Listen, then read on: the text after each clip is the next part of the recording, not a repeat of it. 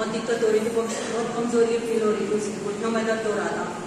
तो सिस्टर का मेरे पास फोन आया, उनका सिस्टर का भी। तो मैंने कहा चलिए दुआ करते हैं। हम लोगों ने दुआ करी, उसने फास्टिंग प्रेयर की, हमने प्रेयर करी। तो प्रभु कैसा अनुग्रह हुआ कि उस सिस्टर ने अपने जेब से बात करी, कहीं से जान पहचानी बोलने की मेरठ लेके चलो। तो उस बेटे को मेरठ लेके गए, मेरठ हॉस्पिटल में एडमिट कर दिया उस बेटे को। कोई बात नहीं। तो फिर मेरी सिस्टर से बात हुई रात में, मैंने के काम करना, आप उनसे अपने हस्बैंड का नंबर मुझे दे देना, या उनसे कहना कि मॉर्निंग में मैं प्रेयर में ही होती हूँ। तो मैंने कहा चाहे 7 बजे, 6 बजे, 5 बजे उनका उठा लो, मैंने मेरे पास फोन करना, मैं फोन पे उसके लिए दुआ करूंगी। तो उनका मेरे पास कॉल आई थी और फोन पे प्रेयर करी। और आज उनकी मॉर्निंग में मेरे पास आई थी 8 बजे कॉल। तो कि बोला रात भी वो सूरज आपसे बात करना चाह रहा था कि मैं सिस्टर से बात करूंगा। तो बोला मैंने सोचा सिस्टर सो भी होंगे, मैंने कोई बात नहीं, रात को लेट सोते हैं। तो सुबह ही उसका फोन आया, तो बात करी, बहुत ही अच्छे से बात करना मैंने। और कैसा है, कहना वो बहुत अच्छा हूँ। आप प्रभु का अनुग्रह दया है, उसकी रिपोर्ट बाहर गई है, वो 1 सप्ताह में आएगी, 6 दिन बाद आएगी। उसकी रिपोर्ट के लिए प्रार्थना करें कि रिपोर्ट नॉर्मल आए, और बाकी जितने उसके टेस्ट हो रहे हैं वो सारे अच्छे आ रहे हैं। उसने कही कि सारी मतलब सब चीज में इम्प्रूवमेंट है। कि मैं डॉक्टर भी यही डॉक्टर ने कह रही थी, मेरठ वाले ने भी ये कही थी। अब वो सिस्टर है, आदमी लोग औरत को नहीं बताते सारी बातें, वो कह रही थी हाँ बेटा सही है। मैंने जब उनके हस्बैंड से बात करी, उन्होंने कही कि डॉक्टर ने बोला कि 1% चांस है। मेरी उनसे जब बात हुई थी प्रेयर करने से पहले, उन्होंने कही कि ट्रीटमेंट तो हम कर रहे हैं, लेकिन 50-50 भी मत मानो, 1% चांस रखो, बाकी ऊपर वाले को छोड़ो। बोले ट्रीटमेंट हम कर रहे हैं। मुझे भी दुख हुआ, लेकिन हम बेटे को और सिस्टर को नहीं बताया था कि प्रार्थना करी। और आज उस बेटे से जब मेरी बात हुई, उस दिन वो बोल नहीं पा रहा था, आज जब बात हुई, आज बहुत देर उसने बात करी। और वो खूब अब खा रहा है, जो चल नहीं पा रहा था, उठ नहीं पा रहा था, आज वो सारे में चल रहा है, सारे में चल फिर रहा है, बैठा है, फोटो भेजा था, बहुत अच्छा लग रहा है। और ये पहली दवाई नहीं है, आप जानते हैं पहले यहाँ पे 3 पेशेंट सही हुए, 2 पेशेंट कैंसर के, और उन्हें भी ब्लड कैंसर था दोनों को। तो ये मेरी प्रार्थना से नहीं है, फिर आप लोगों की प्रार्थना से, फास्टिंग प्रेयर से। जब हम मिलकर के प्रार्थना करते हैं, हम रात कर जाग के प्रार्थना करते हैं, और दूसरा ज्यादा डिपेंड करता है विश्वास पे। बहन का विश्वास बहुत अच्छा है, उनका मंजूमनी का विश्वास, और उस बेटे ने विश्वास किया, फैमिली ने विश्वास किया। और वो मुझे बता रही कि मैं प्रार्थना कर रही थी, मेरा सारा टाइम प्रेयर में बीतता है। कह रहे कब सोती हूँ मैं, कोई पता नहीं लगता। कह रहे आज मैं प्रेयर कर रही थी, बाइबल पढ़ रही थी, और मुझे नींद आ गई। तो मैंने क्या देखा कि बहुत अंधेरा है, अंधकार है। 2-4 दिन पहले की बात है, 3 दिन पहले की। बोला पूरा अंधकार है, पूरा अंधेरा है। और फिर पीछे से कह रहे ऐसी रोशनी आई, ऐसी रोशनी आई कि चारों साइड रोशनी होगी और अंधकार चला गया। मैंने कहा हालेलुया। मैंने की सिस्टर परेशानी दूर हो गई। मैंने प्रभु ने जो अंधकार था, जो परेशानियां थी, जो दुष्ट आत्मा थी, अंधकार की ताकत प्रभु ने दूर कर ली। आपका विश्वास बहुत अच्छा है, प्रभु का धन्यवाद हो। और एक और गवाही है, वो भी आए, आज आए नहीं है क्योंकि आज बहुत सारे लोग आए हैं, कुछ की शादियां हैं, कुछ के बीमार पड़े हैं आज लोग हॉस्पिटलों में। उनका भतीजा है, उनका भाई विश्वास नहीं करते थे, भाभी और भतीजा एक बार कोविड से पहले आए थे चर्च में, विश्वास किया था, लेकिन उनके पापा ने उन्हें मानना नहीं किया था। उनका बेटा यहाँ बिलारी में शादी में आते, तो सारे एक्सीडेंट हो गया, मुरादाबाद में लाए, 2-3 हॉस्पिटल ने फेल कर लिया। मेटर मेरठ के लिए कह दिए कि मेरठ लेके जाओ। बॉबी भी अब फोन आएगी, सिस्टर ऐसी ऐसी बात है कि आप दुआ करो, मैं हॉस्पिटल जा रहा हूँ, उसे मेरठ लेके जा रही हूँ। मैंने कहा ठीक है। बोला उसकी सिटी हॉस्पिटल में लेके गए थे, सिविल लाइन्स में, वहां पे उसका CT स्कैन हुआ, तो उसमें उसकी दिमाग की हड्डी टूटी हुई है। जबकि गवर्नमेंट की जो हॉस्पिटल होते हैं वहां की रिपोर्टें खराब नहीं होती है, वहां की गलत रिपोर्ट नहीं होती है। तो मैंने ग्रुप में डाला, सारे ग्रुप वाले प्रेयर करने लगे, हम भी प्रेयर करने लगे। प्रभु का ऐसा अनुग्रह हुआ, 1-2 घंटे में प्रभु ने ऐसा चमत्कार किया कि मुरादाबाद में ही एडमिट हो गए हॉस्पिटल में। और दोबारा से जब CT स्कैन हुआ तो परमेश्वर ने जो हड्डी है वो जोड़ी हुई, कोई हड्डी नहीं टूटी है सर की, और सिर्फ उसका ब्लड जमा है। अभी वो ऐसा है, बॉबी से मेरी रात बात हुई कि डॉक्टर कह रहे हैं कि दवाओं से जो ब्लड है वो सारा साफ हो जाएगा, कोई खतरे की बात नहीं है, बस प्रभु पे भरोसा रखो और दुआ के लिए बॉबी ने कही दुआ करना, मैंने बिल्कुल दुआ करेंगे। अब प्रॉब्लम ये है थोड़ी सी कि मतलब वो ब्लड जमा है, उसके लिए हम दुआ करेंगे। और बाकी वो बॉबी कह रहे थे कि अगर हम उसे आवाज दें तो कह रहे हाथ पैर हिलाता है, मुंह की आवाज देता है। इसका मतलब वो होश में है, समझता है, बोल नहीं पा रहा, थोड़ा सा भी होश में नहीं आया पूरी तरह से। तो इसका नाम सुरेंद्र है, तो सुरेंद्र के लिए दुआ करना और अंश के लिए भी दुआ करना। अमित का बेटा है, उसको लूज मोशन हो रहे हैं। और बाकी सूरज के लिए कंटिन्यू प्रेयर करते रहना। प्रभु आशीष दे इस गवाही के लिए कि परमेश्वर ने बहुत बड़ा चमत्कार किया। आप जानते हैं कि ब्लड कैंसर का इलाज नहीं है, ब्लड कैंसर का कोई इलाज नहीं है, लेकिन यीशु मसीह के लिए कुछ भी कठिन नहीं है। Hallelujah, hallelujah. आइए मेरे साथ वचन निकालें। सब लोग विश्वासी है ना, प्रभु में विश्वास करते हैं और सबने नया जीवन पाया। ये कैसा जीवन है हमारा? नया जीवन है, क्योंकि कृत्यों में कहा है ना कि यदि कोई मसीह में, वो एक नई सृष्टि है। कैसी? हम नई सृष्टि है। पुरानी सृष्टि जो थी हमारी वो खराब थी, झूठ बोलने वाली, गाली गलौज करने वाली। वो सृष्टि अब यीशु मसीह के साथ, यीशु मसीह के गाने जाने में क्या होगी? दफन हो गई है। और यीशु मसीह जब मर के जिंदा हुए तो हमने भी जीवन पाया और एक नई सृष्टि बनी है। नई सृष्टि कैसी है? बिल्कुल पवित्र, शुद्ध होठों वाले, शुद्ध विचारों वाले, शुद्ध सोच वाले, पवित्रता में जीवन बिताने वाले। इसलिए निकालिए रोमियो की पुस्तक,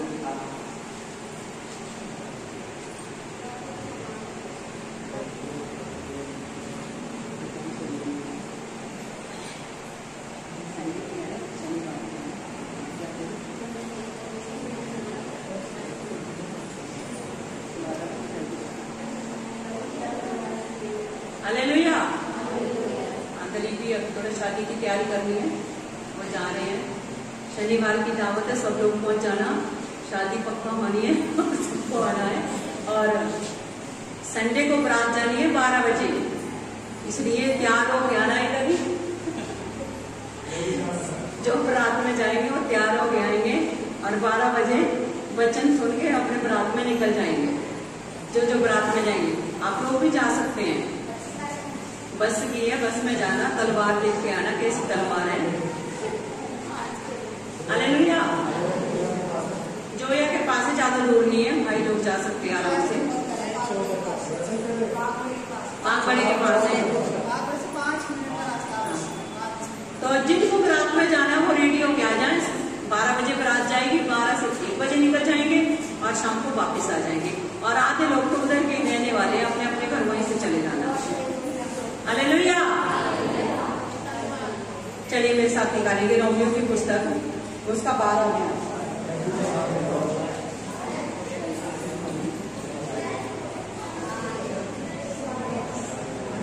रोमियो 12 निकालेंगे।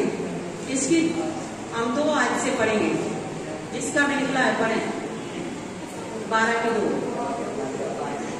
प्लीज कोई बातें ना करें, कम से कम एल्डर।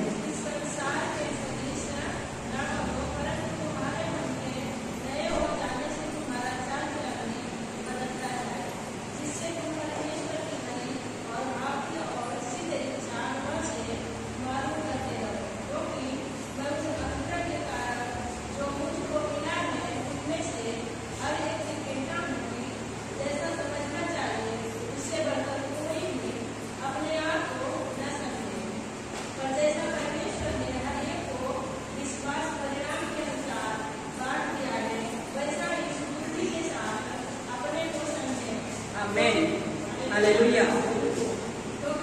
बस बस बस, प्रभु के वचन पे आशीष हो। यहाँ पे लिखा है, इस संसार के दृश्य ना बनो, परंतु तुम्हारे मन के नए हो जाने से तुम्हारा चाल चलन भी बदलता जाए, जिससे तुम परमेश्वर की भली और भक्ति और सिद्ध इच्छा अनुभव से मालूम करते रहो। हालेलुया।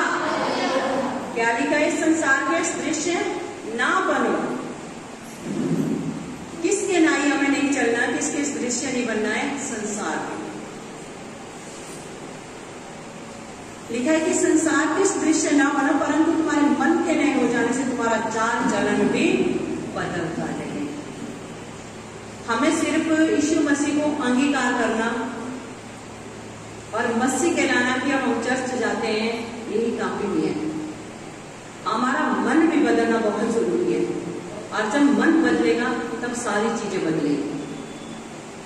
क्रॉस पहनने से हम विश्वासी नहीं बन जाएंगे, बाइबल को हाथों में लेकर चलने से या चर्च आने से हम विश्वासी नहीं कहलाए जाएंगे।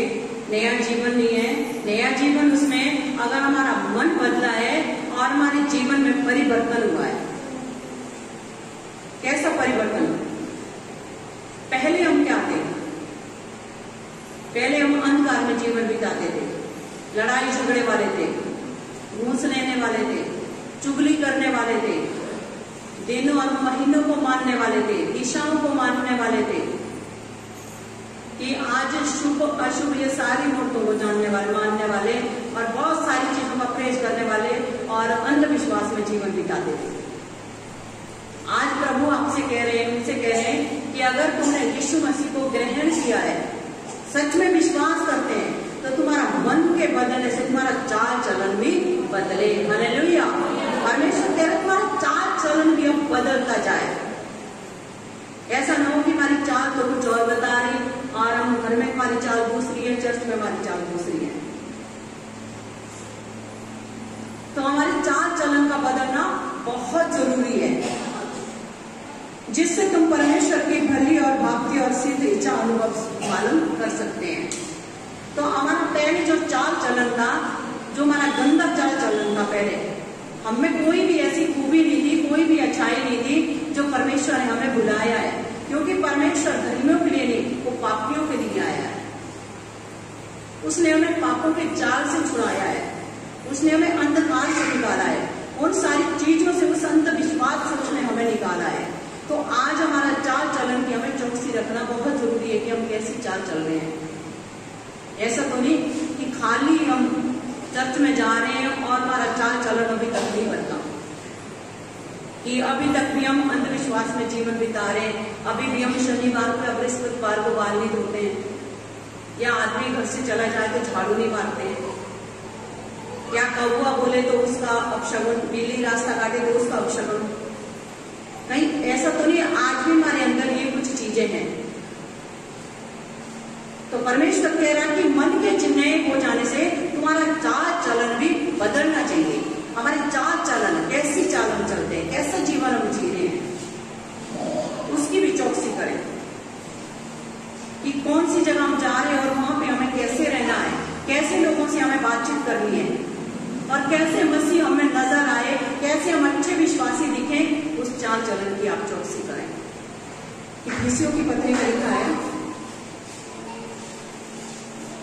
इफिसियों 4:22 पढ़ेंगे, यहाँ पे लिखा कि तुम पिछले चाल चलन के पुराने मनुष्यत्व को, जो परमाने वाली अभिलाषाओं के अनुसार ब्रह्म भ्रष्ट होता जाता है, उतार डालो। हालेलुया।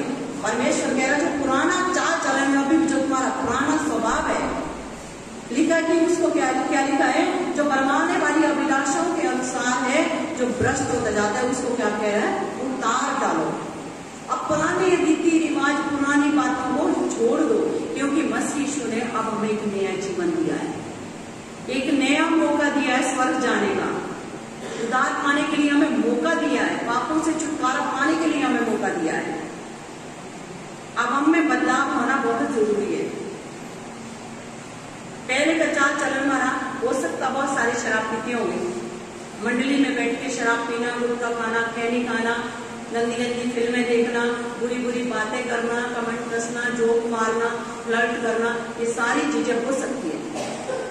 या बहनें बैठ के एक दूसरे की चुगली करना, सास की, बहुओं की, किसी की भी करना। लेकिन अब क्या लिखा है, पुराना जो तुम्हारा चाल चलन का जो लिखा है कि पिछले चाल चलन के पुराने मनुष्यत्व को बरमाने वाली अभिलाषाओं के अनुसार भ्रष्ट होता जाता है, उतार डालो। लिखा कि अब तुम मसीह में एक नई सृष्टि है। अब हम खून खरीदे हुए लोग, यीशु मसीह ने हमारा दाम चुका लिया है। अब हमारे चाल चलन में परिवर्तन होना चाहिए। पहले मेले में जाते थे तो बहनें बहुत कम होती हैं, भाई लोग औरतों को देखते, बुरी बुरी सोच रखते हैं, लड़के लड़कियों को देख के फ्लर्ट करते हैं। लेकिन व्यभिचार वाला या कुदृष्टि वाला या बुरी नजर वाला चाल चलन था। लेकिन आज जब हम मसीह में, आज हमारी नजर सीधी होनी चाहिए, आज हम पवित्र जीवन जिए।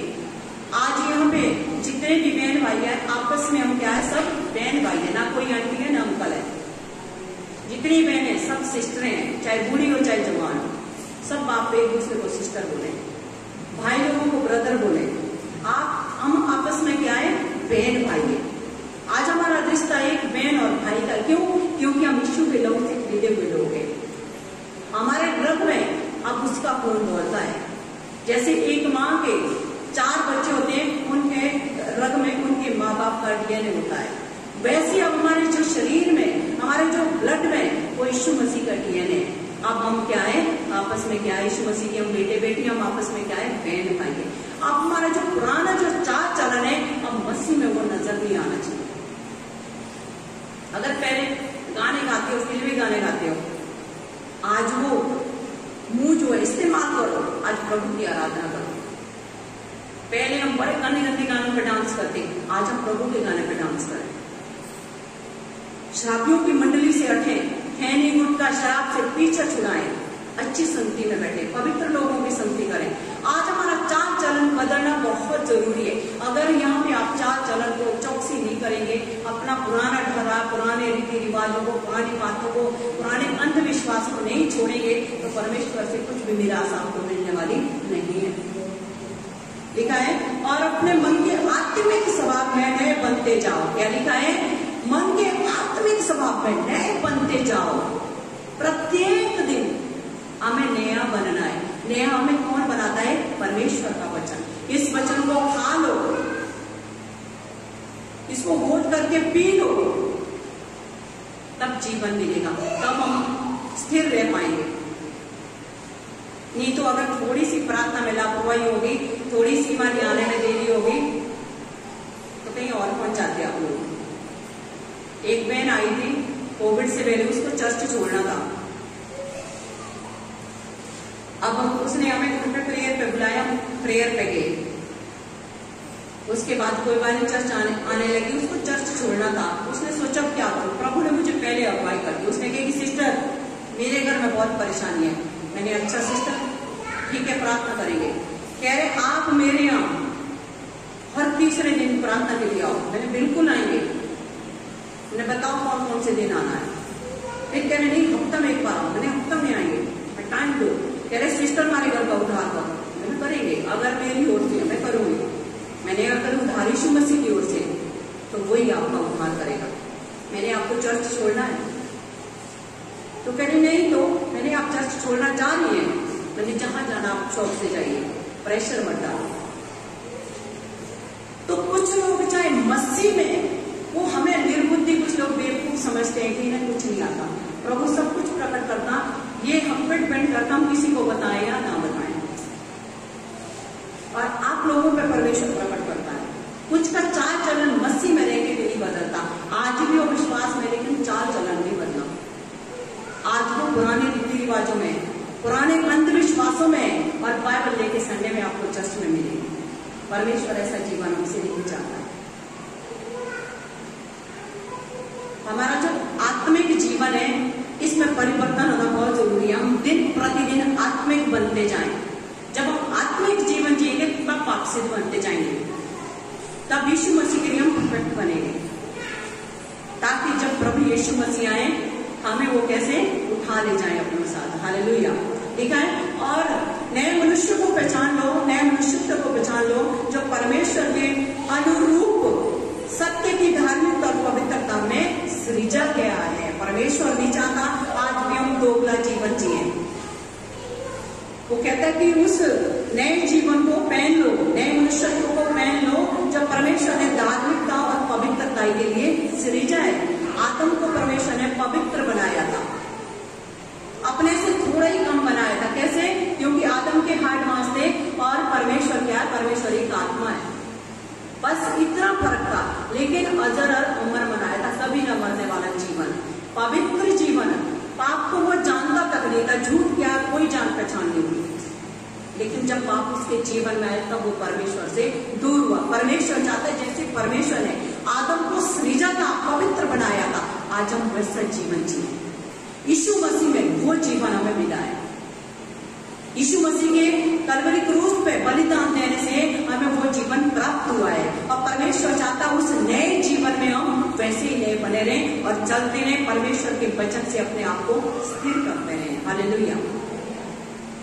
मैं आज ये वचन इसलिए बोल रही हूँ, मेरे पास एक दो नहीं कई केस आ चुके हैं। जब आपके घर में परेशानी होती है ना, चोरी हो जाती खासकर, पर ये आपकी अच्छाई है, प्रभु का धन्यवाद कि परमेश्वर इतनी बुद्धि आपको दी है कि पहले मुझसे पूछने आ जाते हैं कि भगत पे पूछने जाए या ना जाए।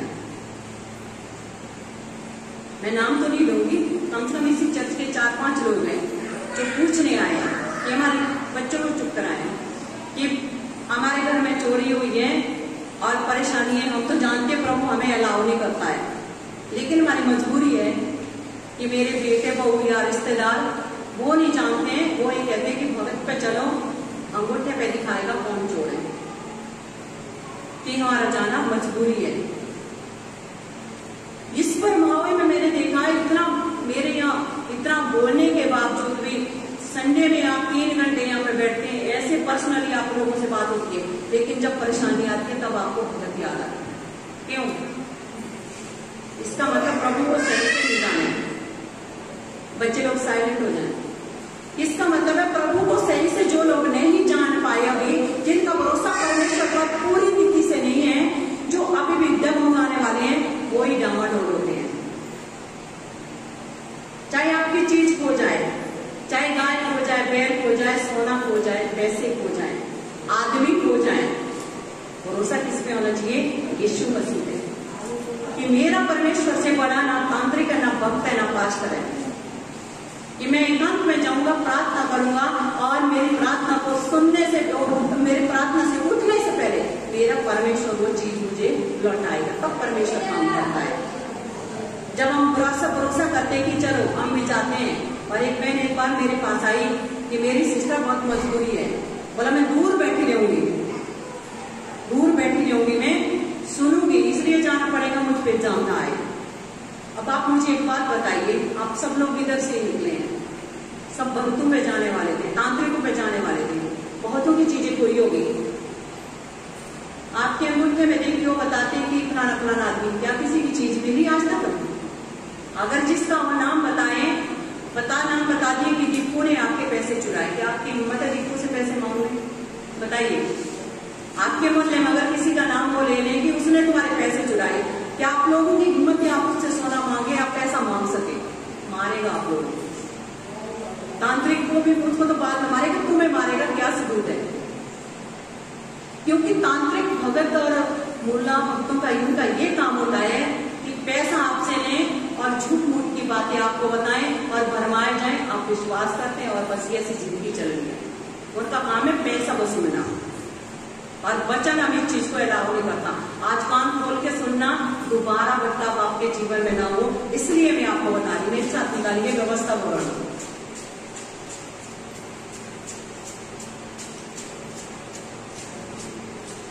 अठारह निकालेंगे, व्यवस्था भवन की पुस्तक, उसका 18 अध्याय निकालेंगे। सब लोग ध्यान से सुनने की परमेश्वर ने हमें क्या बोला और क्या नहीं बोला। यहाँ पे लिखा है 18:9 से 13 तक पढ़े। जब तू उस देश में पहुंचे जो तेरा परमेश्वर यहोवा तुझे देता है, तब वहां की जातियों के अनुसार घिनौने काम करना न सीखना। तुझ में कोई ऐसा न हो कि अपने बेटे या बेटी को आग में हौन करके चढ़ाने वाला, या भाभी कहने वाला, या शुभ अशुभ मुहूर्तों को मानने वाला, या टोना तांत्रिक, या बाजीगर, या ओझाओं से पूछने वाला, या भूत साधने वाला, या भूतों को जगाने वाला हो। क्योंकि जितने ऐसे काम करते हैं वे सब यहोवा के सम्मुख घृणित हैं, और इन्हीं घृणित कामों के कारण तेरा परमेश्वर यहोवा उनको तेरे सामने से निकालने पर है। हालेलुया। क्या लिखा है? बच्चे को बिल्कुल चुप कराएं। यहाँ पे लिखा है जितने लोग, जब आपकी चीजें खो जाती हैं, अभी की मैं पिछले संडे की कमाई सुनाती हूँ, सिस्टर बैठी है हमारे बीच में, वो भी भैया की मम्मी। इनकी 20 तारीख की शादी थी शायद इनके घर पे, तो इनके बेटे ने इनको 6,500 में 7,000 दिए थे। इन्होंने पैसे बैग में रखे और वो खो गए। 500 रुपए इनके अपने भी खो गए। अब ये परेशान थी, तो वो तो नहीं मानते हैं, उनका काम है तांत्रिकों पे जाके पूछना। सिस्टर यहाँ पे बैठी थी, हम सब लोग मोटर खराब हो गई थी, सही करवा रहे, तो मम्मी भी ये कह रही कि मम्मी कुछ कहना चाह रही। जब मैंने इनसे पूछा क्या बात है, कि ऐसी ऐसी बात है, कि बताओ अब क्या करें। मैंने कि भाई क्या करें, हम पैसे तो आपको नहीं दे पाएंगे, या ना किसी से इकट्ठे करके प्रार्थना कर सकते हैं, क्योंकि परमेश्वर सारे मार्गों को खोलने वाला परमेश्वर है। कि बोला वो कह रहे हैं कि भक्तों पे ये सब मैंने, वो तो अंधविश्वास होता है। अब उनकी तो वो जा ले रही है या मजबूरी है, वो अलग बात है, ठीक है, वो लोग इसमें जीवन बिताते हैं। लेकिन हमारा काम क्या है, हम सबसे पहले अपने परमेश्वर से प्रार्थना करें। मैंने सिस्टर्स की आई, हम प्रार्थना करेंगे। हमने प्रेयर करी, यहाँ पे प्रेयर करके ये लोग चले गए। मैंने प्रेयर करी सिस्टर के लिए, राजबाला सिस्टर के लिए, लोग चले गए। तो अभी भी शाम को 5-6 बजे फोन आया कि सिस्टर मैंने पहले आप इसलिए फोन नहीं किया, शायद आप रेस्ट कर रहे होंगे, मैं नहीं बताइए। बोला वो पैसे थे वो मिल गए, कह रहे जो 6,500 जो 7,000 इनके गुम हुए थे वो भी मिल गए, जो 500 रुपए खो गए थे वो भी मिल गए। हालेलुया। कि इनकी बहू लेके गई थी।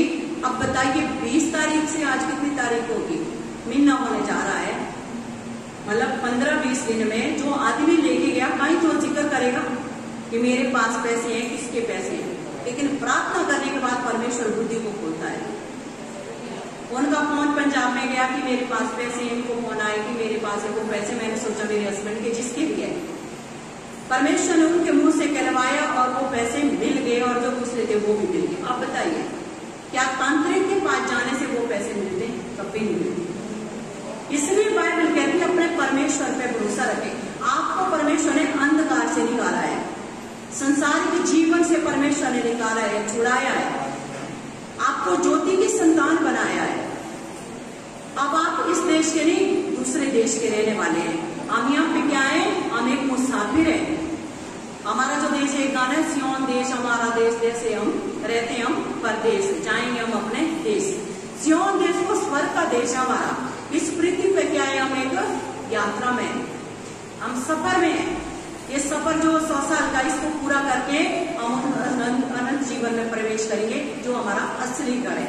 इसलिए परमेश्वर कह रहा है कि उस देश में, किस देश में, देखिए यहाँ पे लिखा है, जब तू उस देश में पहुंचे जो तेरा परमेश्वर यहोवा तुझे देता है, तब वहां की जातियों के अनुसार घिनौने काम ना सीखना। इस्राएलियों को परमेश्वर ने आज्ञा दी थी कि जो देश में तुझे देने जा रहा हूं, और परमेश्वर ने कहा कि जब तू उस देश में पहुंचे कि वहां पे ऐसे ऐसे लोग रहते हैं जो घिनौने काम करते हैं, जो व्यभिचारी है, वो जाओगे, टोनो टोटके वाले, बहुत बुरे बुरे काम करने वाले, बुरी बुरी रीति रिवाज वाले लोग हैं। लिखा है कि जब तू उन जातियों के बीच में पहुंचे, लिखा कि उनके घिनौने काम ना सीखना, कि उनके बीच में जब पहुंचो उन लोगों को देख के उनके जैसे काम ना करना। आज आपके चारों साइड भी ऐसे ही लोग रहते हैं जिनका परमेश्वर से कोई लेना देना नहीं है, जो अपनी जिंदगी, पूरी जिंदगी भर क्या करते हैं, ताबीजों से जकड़े रहते हैं। उनका भरोसा ताबीजों पे होता है। वो अच्छे से अच्छा भगत ढूंढना चाहते हैं। क्यों? क्योंकि चैन नहीं है, शांति नहीं है, सुकून नहीं है, परेशानियां नहीं जा रही है। वो अपनी परेशानियां का हल और अपनी शांति वो ओझाओं पे ढूंढते हैं, तांत्रिकों पे ढूंढते हैं।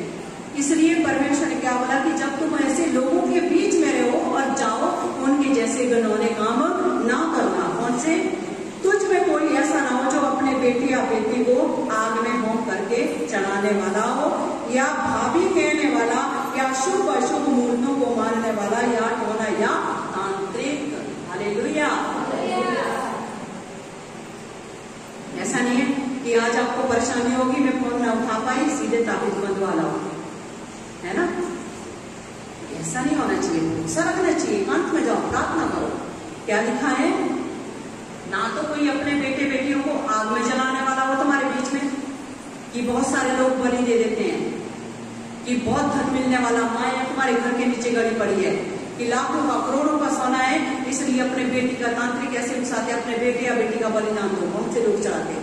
परमेश्वर का ना हमारे बीच में कोई बेटे बेटी का बलि देने वाला और ना भाभी कहने वाला, मतलब झूठी भविष्यवाणी दुष्ट आत्माओं का पुजारी, और ना शुभ अशुभ मूर्तियों को मानने वाला, और ना टोना और तांत्रिकों को के पास जाने वाला हो। आगे लिखा है या बाजीगर या ओझाओं से पूछने वाला। ये बातें किए ओझाओं से पूछने वाला। आज बहुत सारे ओझा मसीह में भी है। आज बहुत सारे ऐसे तांत्रिकों जैसे काम, ओझा वाले काम मसीह में भी कुछ लोग करते हैं, जो यीशु मसीह के नाम से चौकी लगाते हैं, आपका फ्यूचर बताते हैं और यीशु मसीह के नाम से आपके भविष्य बताएंगे, भविष्यवाणी करेंगे आपके लिए। परमेश्वर ने उन लोगों से भी दूर रहने को बोला है। आगे लिखा है भूत साधने वाले या भूतों का जगाने वाला, क्योंकि जितने ऐसे ऐसे काम करते हैं वे सब यहोवा के सम्मुख घृणित है, और इन्हीं घृणित कामों के कारण तेरा परमेश्वर यहोवा उनको तेरे सामने से निकालने पर है। हालेलुया। परमेश्वर ऐसे लोगों से घृणा करता है। तांत्रिकों के पास जाने वाला और तांत्रिक एक जैसे होते हैं। भक्तों से पूछने वाला और भक्तों के पास जाने वाला, भक्ति करने वाला जो भक्त होता है वो एक जैसे, उनको दंड एक जैसा मिलेगा। चाहे आप पूछने जाओ चाहे भक्ति के लिए सीखो, दंड दोनों को मिलेगा। आगे लिखा तो अपने परमेश्वर यहोवा के सम्मुख सिद्ध बना रहे। परमेश्वर कह रहे इन सारी चीजों से हटो, इन्हें त्याग दो, छोड़ो और तुम्हारे काम की नहीं है। अगर आपका चाल चलन बदलना है तो परमेश्वर के योग्य आप वरदान भी लेके आओ, परमेश्वर के योग्य जीवन जियो, क्योंकि इन चीजों से बर्बादी है। और लिखा कि परमेश्वर ऐसे काम करने वालों से घृणा करता है, और परमेश्वर के सामने वो काम क्या है, घृणित ठहरते हैं। परमेश्वर कह रहा तुम परमेश्वर का ज्ञान रखो और उसके सामने सिद्ध बनो, पवित्र जीवन जियो। परमेश्वर को चिढ़ाने वाले नहीं हमें बनना है कि परमेश्वर हम पे क्रोध करे। जब कोई जाता है ऐसे भक्तों पे, जादू टोने वालों पे, तो परमेश्वर नाराज होता है। वो इसलिए नाराज होता है, उसे मालूम है कि मुझसे इनका भरोसा उठ गया है, और वो ही जाता है जिसका परमेश्वर पे भरोसा उठ जाता है। यिर्मयाह निकालेंगे मेरे साथ, यिर्मयाह की पुस्तक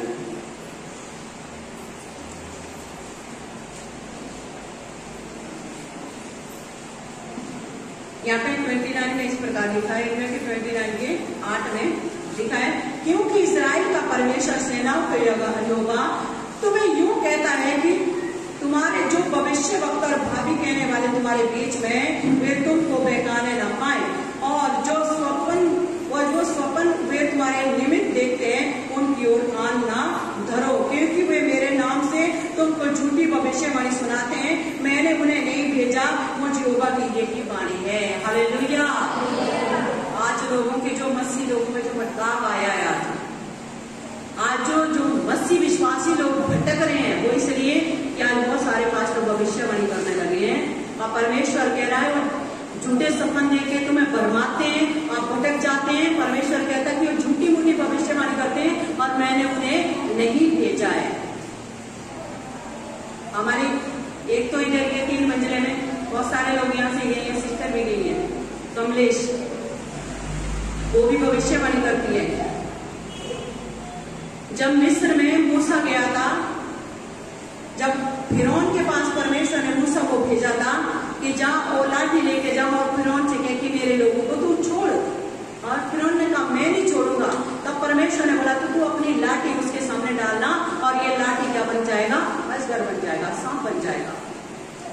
तो फिरौन ने भी तांत्रिकों को, टोने करने वाले को, जादू टोने करने वाले, भाभी कहने वाले को बुलाया, और उन्होंने भी वैसे किया। 3 चमत्कार उन्होंने किए।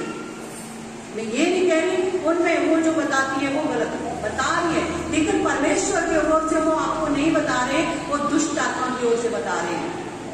अब परमेश्वर का वचन हमें अलाउ नहीं करता कि जो स्वप्न देखकर तुम्हें दिशाओं का ज्ञान या तुम्हारी बातों आने वाली बातों को बताते हैं, झूठी भविष्यवाणी करते हैं और तुम पूछने की इच्छा से जाते हैं, उसके लिए परमेश्वर साफ मना करते हैं। क्या लिखा है, क्योंकि इस्राएल का परमेश्वर सेनाओं का यहोवा तुमसे यूं कहता है कि तुम्हारे जो भविष्य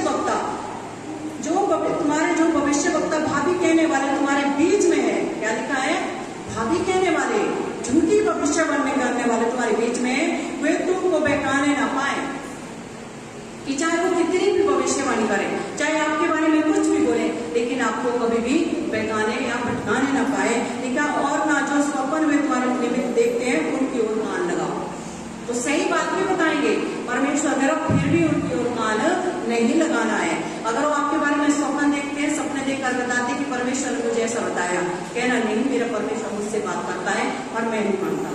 आगे एक बात लिखी है, क्योंकि वे मेरे नाम से तुमको झूठी भविष्यवाणी सुनाते हैं। किसके नाम से? यीशु मसीह के नाम से, यहोवा परमेश्वर के नाम से स्पष्ट लिखा है, ठीक है, कि वो मेरे नाम से तुमको झूठी भविष्यवाणी करते हैं। और आगे लिखा है, मैंने उन्हें नहीं भेजा है, मुझ यहोवा की यही वाणी है। परमेश्वर मना करा कि मैंने उन्हें नहीं भेजा है। जब परमेश्वर ने भेजा ही नहीं है तो हम उनकी बातों पर क्यों विश्वास कर रहे हैं? तब हम उनके पास क्यों जा रहे हैं? ये 13 निकालेंगे। 13 के 9 में लिखा है, जो भविष्यवक्ता झूठे दर्शन देखते और झूठ मूठ भाभी कहते हैं, मेरा हाथ उनके विरुद्ध होगा। हालेलुया। जो झूठी भविष्यवाणी करते हैं, झूठ मूठ बातें करते हैं, आपका फ्यूचर बताते हैं, भविष्य बताते हैं। आज बहुत चमत्कार हो रहे हैं, बहुत बड़ी बड़ी भविष्यवाणी, यूट्यूब पूरा भर गया और लोग यहाँ से पंजाब जा रहे हैं, वहां 3 मंजिले में जा रहे हैं। और परमेश्वर का वचन क्या कह रहा है? परमेश्वर क्या कह रहे हैं कि जो भविष्यवक्ता झूठे दर्शन देखते हैं और झूठ मूठ भावी कहते हैं, मेरा हाथ उनके विरुद्ध होगा और वे मेरी प्रजा की मंडली के भागी ना होंगे। हालेलुया। ठीक है, कि मेरी प्रजा की मंडली के वो भागी नहीं होंगे, उस स्वर्ग राज्य के भागी वो नहीं होंगे, उन चुने हुओं के बीच में वो नहीं जाएंगे स्वर्ग, वो विश्वासियों की मंडली में नहीं गिने जाएंगे। लिखा ना, उनके नाम इस्राएल की नामावली में लिखे जाएंगे। हालेलुया। मैंने लिखे जाएंगे इस्राएल की नामावली में, उनके क्या लिखा है? नाम नहीं लिखे जाएंगे। उस जीवन की पुस्तक में उनके नाम नहीं मिलेगा, क्योंकि मत्ती 7:21 में यीशु मसीह ने बिल्कुल साफ कह दिया है। क्या कहा? कि जो मुझसे हे प्रभु कहता हूं, मैं शरीर स्वर्ग के राज्य में प्रवेश नहीं करेगा, केवल वही जो मेरे पिता की इच्छा पर चलता है। कौन जाएगा? जो यीशु मसीह की इच्छा पर चलता है।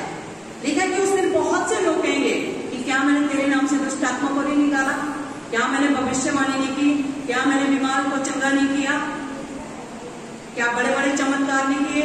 उस दिन परमेश्वर क्या बोलेगा कि हे कुकर्म करने वालों, मेरे सामने से चले जाओ, मैं तुम्हें नहीं जानता। जब इस जीवन के बाद मर जाएंगे इस शरीर में, और वो लोग भी जाएंगे, हम भी जाएंगे, और जब वो वहां स्वर्गदूत ने लेके जाएगा, उस दिन वो बहस करेंगे वहां पे। जब स्वर्गदूत ले जाकर उनको नरक में डालने जा रहा होगा, तो वो बोलेंगे कि हे परमेश्वर, हमने तो बहुत बड़े बड़े तेरे लिए चमत्कार किए, मेरे पास तो लाखों लोग आते थे, मेरे तो कम से कम 85,000 या कितने सब्सक्राइबर थे, मैं तो लाखों में सब्सक्राइबर थे, देश विदेश के लोग मेरे पास आते थे और मैं तो भविष्यवाणी करता था। उस दिन परमेश्वर क्या बोलेगा कि मैं तुझे नहीं जानता। यहाँ भले दुनिया जान जाए, कमलेश जो है 3 मंजिले में पूरा मुरादाबाद जानता है, लेकिन परमेश्वर कहेगा मैं तुझे नहीं जानता। इसलिए मैं आपसे यही बात कहती हूँ, वचन को पढ़े, वचन क्या कहता है। भविष्यवाणी या फ्यूचर को जानने की आस मत रखो। क्या परमेश्वर से ज्यादा आपका फ्यूचर कोई बता सकता है? परमेश्वर ने क्या बोला है? क्या एक भगत या एक भविष्यवक्ता आपको बता सकता है कि आप 100 साल का जीवन जिएंगे? नहीं बता सकता, लेकिन परमेश्वर बताएगा। उसने क्या बोला कि मेरे लोगों की आयु वृक्षों के समान होगी। दादे ने लगाया, बेटे ने खाया, उसका बच्चा खाया, उसके पोते, कई पीढ़ियां खाती है, लेकिन वो पौधा पेड़ वैसा ही रहता है। ऐसी आयु होगी, बहुत लंबी आयु, दीर्घ आयु तृप्त करेंगे। क्या इससे बड़ी भविष्यवाणी कोई कर सकता है आपके लिए? उसने बोला मैं तुम्हें ना अकेला छोड़ूंगा, ना कभी त्यागूंगा, और जीवन के अंत तक सब तुम्हारे साथ रहूंगा। क्या एक पास्टर बोलेगा मैं तुम्हारे साथ रहूंगा? अगर आप थोड़ी परेशानी में पड़ोगे, एक भविष्यवक्ता के आपको भविष्यवाणी नहीं करेगा कि मैं तुझे पैसे दूं, तू अपना इलाज कर, कोई नहीं कर सकता। वो भविष्यवाणी कर रहे हैं, उनकी अपनी रोजी रोटी चल रही है, लोग फरमाए जा रहे हैं, उनके पास भीड़ आ रही है, उन्हें अच्छा लग रहा है, लेकिन परमेश्वर एक का लेखा लेगा। इसलिए मैं कह रही हूँ, वचन से अपने आप को स्थिर रखो, समझो, भटको मत कि परमेश्वर का वचन ताया हुआ है, इसमें ना कुछ जोड़ा जाएगा ना घटाया जाएगा। ठीक है कि धरती और आकाश टल जाएगा, लेकिन परमेश्वर का वचन कभी नहीं टलेगा। आगे लिखा है कि उनके नाम जो है ना इस्राएल की नामावली में नहीं मिलेंगे, जीवन की पुस्तक में जिसमें आग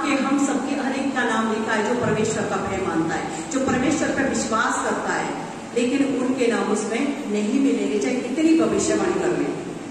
इसलिए खुश मत होना कि उस पास्टर ने मेरे लिए ऐसा बताया कि मेरा ये हो गया, वो आ गया, मेरा सोना हो गया, वो मिल गया। मिल जाएंगी। शैतान भी आपको भरमाएगा। भरमाने वाला कौन है? शैतान है। वो जानता है आपके दादे परदादे का क्या नाम है। आपको तो दादे के बाप का नाम सिर्फ मालूम होगा, बाप के बाप का, उनके बाप का नाम आपको नहीं मालूम होगा, मुझे भी नहीं मालूम, लेकिन दुष्ट आत्मा बता देगी आपकी 10 पीढ़ियां में, वो सब बता देगी। क्यों? क्योंकि जब हम नहीं थे ना, परमेश्वर ने मनुष्य को नहीं बनाया, तब से दुष्ट आत्मा है। वो जानती है आपको कैसे भरमाना है। तो आज आप अगर ऐसे नहीं भरमाए जा रहे तो किसी भविष्य वक्ता के द्वारा, दर्शन देखने वाले के द्वारा, भविष्य वक्ता के द्वारा आपको बताएंगे। आपको लगेगा हमारी सिस्टर तो कुछ नहीं जानती, वो तो बस भाषण देती रहती है, वो तो सब कुछ बता रहा है, यही सब कुछ है। और तब नरक में जाएंगे दोनों। इसलिए वचन से अपने आप को स्थिर रखो। परमेश्वर आप लोगों को, हम लोगों को बहुत बातें प्रकट करता है, शायद उनको इतनी बातें नहीं, हमें सही बात प्रकट करता परमेश्वर। आगे लिखा है, और न वे इजराइल के देश में प्रवेश करने पाएंगे, इससे तुम लोग जान लो कि मैं प्रभु यहोवा हूं। क्योंकि उन्होंने शांति है ऐसा कहकर मेरी प्रजा को बहकाया, जबकि शांति नहीं है। हालेलुया। वो कहते शांति है, सुकून है, तुम्हारा सब सही होगा, परमेश्वर तुम्हें आशीष देने जा रहा, तुम्हारा वीजा लगे, तुम विदेश जाएंगे, और कहीं भी शांति नहीं, कहीं भी कोई चमत्कार नहीं हो रहे हैं।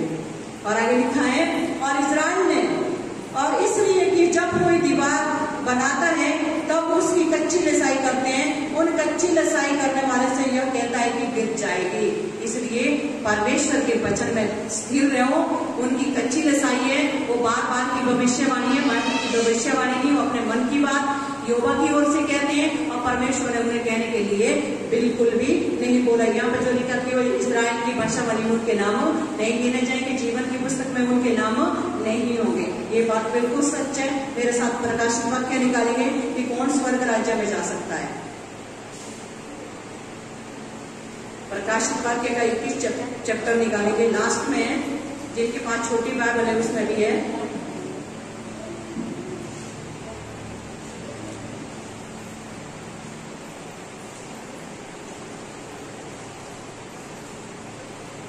यहाँ पे लिखा है, मृत्यु और अधोलोक आग की झील में डाले गए, और यह आग की झील दूसरी मृत्यु है। क्या लिखा है? मृत्यु और अधोलोक। सब लोग सुने क्या लिखा है? मृत्यु और अधोलोक आग की झील में डाले गए हैं, और ये क्या है? दूसरी मृत्यु है। जितने भी लोग हैं जो परमेश्वर की इच्छा के अनुसार नहीं चलते हैं, चाहे वो अधोलोक में, लिखा कि मृत्यु और अधोलोक दोनों उस आग की झील में डाले गए हैं, जो दूसरी मृत्यु है। और जिस किसी का नाम, ये लोग ध्यान से सुने, लिखा कि जिस किसी का नाम जीवन की पुस्तक में लिखा हुआ ना मिला। क्या लिखा है? जिस किसी का नाम उस जीवन की पुस्तक में लिखा हुआ ना मिला, वह आग की झील में डाला जाएगा। कौन सी है वो आग की झील? नरक। वो आग ना तो कभी बुझेगी, और वहां का कीड़ा कभी मरेगा नहीं। यहाँ से कीड़ा जाएगा अंदर, और इधर से बाहर आएगा, इधर से जाएगा, मुंह से बाहर आएगा। वहां ऐसा कीड़ा है जो कभी नहीं मरता, और ऐसी आग है जो कभी नहीं बुझती, और वहां पे लोग अनंत काल के लिए पड़े रहेंगे। हल्के में ना लें, हम डरा नहीं रहे, ये हकीकत बात है। ये जीवन जो मनुष्य जीवन है, परमेश्वर ने इसलिए दिया कि हम अपने सृजनहार को समझें, जाने, पहचाने, उसको माने, अंगीकार करें, और उसके वचनों को फॉलो करें, और पवित्र जीवन जिए, और बुराई पाप से बचें, अपने घर में शांति से रहें, और उसकी आराधना करते रहें, ताकि हमें वो जीवन मिले जो हमारे परमेश्वर के साथ मरने के बाद होगा। नहीं तो लिखा है, अगर हम ऐसा जीवन नहीं जिएंगे तो लिखा, क्या लिखा है? जिस किसी का नाम उस जीवन की पुस्तक में नहीं मिलेगा, वो आग की झील में डाला जाएगा। और आग की झील में कौन कौन से लोग डाले जाएंगे? अगला चैप्टर निकाले 22। लिखा है, धन्य हुए हैं जो 22 का 14 और 15 पढ़ेंगे हम। लिखा है, धन्य हुए हैं जो अपने वस्त्र धो लेते हैं, क्योंकि उन्हें जीवन के वृक्ष के पास आने का अधिकार मिलेगा, और ये फाटकों से होकर नगर में प्रवेश करेंगे। पर क्या लिखा है? पर कुत्ते और टोने और व्यभिचारी, हत्यारे, मूर्ति पूजन और हर एक झूठ का चाहने वाला और करने वाला रहेगा। हालेलुया। कौन उस नरक की झील में जाएगा? जिनके घिनौने काम है, कुत्ते के जैसे काम करने वाले, गंदे काम, और टोने टोट के भक्तों के पास जाने वाले, भक्तिगिरी में विश्वास करने वाले लोग, तांत्रिक विद्या में विश्वास करने वाले, तांत्रिक मंत्रिक वाले, टोने टोटके वाले, और आगे लिखा व्यभिचारी लोग जो व्यभिचार में लिप्त हैं, और हत्यारे, और उससे अगला लिखा है जो परमेश्वर को एक स्टैचू बनाकर उसकी आराधना करते, उसको पूजते हैं, वो लोग। और हर एक झूठ का चाहने वाला, जो लोग झूठ बोलते हैं, झूठ सुनते हैं और झूठ बोलते हैं, झूठ बोलने की इच्छा रखते हैं, और झूठ को चाहने वाला और गढ़ने वाला, ये सब लोग वहां जाएंगे उस नरक की झील में। आज तो हमें ऐसा लगता किसने देखी, जब होगा तब देखा जाएगा, लेकिन ये जीवन बहुत छोड़ा है। और उस कहता है ये भाग के समान है, थोड़ी देर में लोप हो जाएगा। अभी हम देखते हैं और थोड़ी देर में नहीं देख पाएंगे। बहुत सारे लोग कल तक हमारे बीच में थे, आज नहीं देख पाएंगे। अचानक पता जब चलता बड़ा शौक लगता है, वो भी मर गया। तो ये जीवन भाग के समान है, भाग जब उड़ जाती है पता ही नहीं चलता कहाँ चली गई।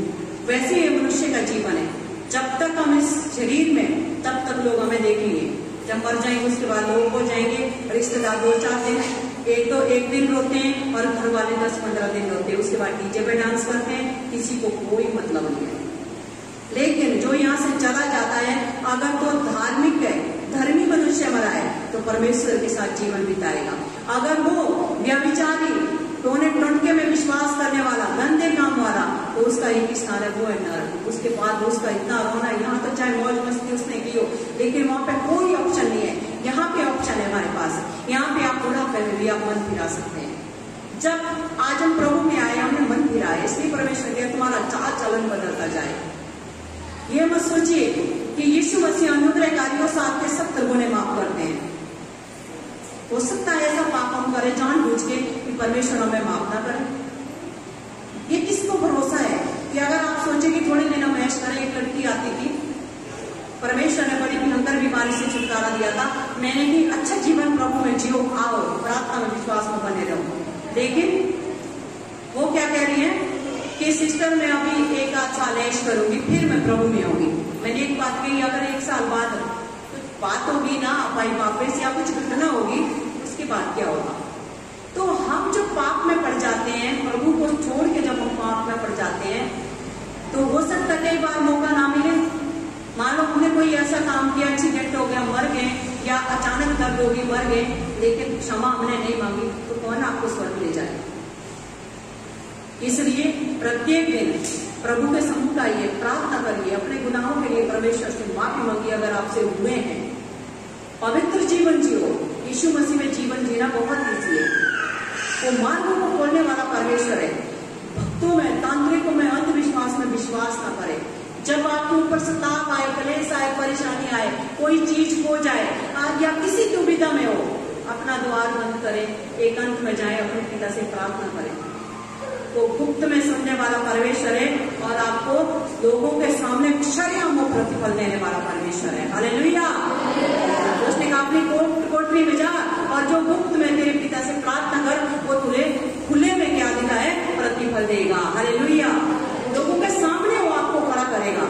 जो इल्जाम आप पे लगाया गया, अगर चोरी पे लगाया गया, एकांत में प्रार्थना करो, भीड़े मत लोगों से, उनको अपना प्रूफ मत दो। तांत्रिकों के पास जाकर कि मैंने नहीं चुराई है, पिता से कहिए, मनों को जांचने वाला हमारा परमेश्वर है। वो लोगों के सामने आपको खड़ा करेगा। जो इल्जाम आप पे लगाया गया है उसका बखानो किसी और के द्वारा करेगा जिसने काम किया है, और आप निर्दोष साबित होंगे तब जब आप प्रार्थना करेंगे। इसलिए परमेश्वर पर भरोसा रखें। डगमगाए ना। शैतान युक्तियों को चलाने वाला है, वो तरह तरह की युक्तियां निकालेगा। इसलिए लिखा कि वो गर्जने वाले सिंह के समान है और वो इस ताक में रहता है कि किसको फाड़ना हो। वो इस ओर में रहता है, वो इंतजार करता है कि कब मैं पाप में गिरे, कब मैं इसको गिराऊं, कब ये गलती करे, कब ये परमेश्वर से दूर हो ताकि मैं इसको दबोचूं। जब हम देखने के द्वारा धर्मी ठहर सकते हैं, तो तांत्रिक और भक्तों को देखने के द्वारा हम पापी भी ठहर सकते हैं। जाने की इच्छा रखने के द्वारा एक बहन थी, उनके शादी में प्रॉब्लम चल रही थी, बहुत ही अच्छी विश्वासी, हम उनके लिए बहुत प्रार्थना करते थे। लेकिन किसी ने बताया कि संबल में ऐसा बाबा है, आप बस अगर आप नहीं जा पाती तो आप दूर बैठना, हम पूछेंगे आपके लिए, और आप अपने पति का कोई कपड़ा, अपना कपड़ा देना, और अगले ही दिन आपको बुला के ले जाएगा। 5,000 रुपए लिए और वो दूर बैठ के सुनी। उसके बाद इतनी बड़ी प्रॉब्लम आ गई, इतने इल्जाम लगाए, उल्टा केस मुकदमे शुरू हो गए। अब परमेश्वर से चुप के गई, परमेश्वर ने प्रकट किया, मैंने बताया मैंने ऐसी बात है, तब कही हाँ बिल्कुल सिस्टर सच बात है। तो हमें भरोसा, चाहे किसी भी सिचुएशन में हो, चाहे डाउन टूट जाए, प्रभु से प्रार्थना करो, वो हड्डियों को जोड़ेगा। अगर आप तब डगमगाएंगे तो उसमें रॉड पड़ेगी, अगर आप प्रार्थना करेंगे तो वही हड्डी जुड़ जाएगी। Hallelujah, hallelujah. इसलिए आज के बाद मेरे पास तो कम से कम पूछने मत आना कि तांत्रिकों के पास जाना है या नहीं जाना, और ना ही कि जैसे प्रार्थना में हो सकता है कई बार मैं फोन ना उठाऊं, लोगों के उकसाने में आना, लोग आपको हमेशा उकसाएंगे, शैतान लोगों के द्वारा उकसाएगा, लोग प्रेशर डालते हैं, मालूम है, बहुत प्रेशर डालते हैं कि क्या हो इनसे, क्या हो इनसे। वो आएंगे तुम्हारे घर, प्रार्थना करेंगे, नहीं तो तुम्हारे साथ चलो, हम तुम्हें सही कराएंगे। हमने बहुत लोगों को देखा। भरोसा प्रभु पे रखें, यीशु मसीह मार्गों को खोलने वाला, आशीषों का सोता है, वो ही सब कुछ कर सकता है। प्रभु के वचन पे आशीष हो, प्रभु आप सबको भी आशीष दे। आइए अपनी जगह पर खड़े होंगे।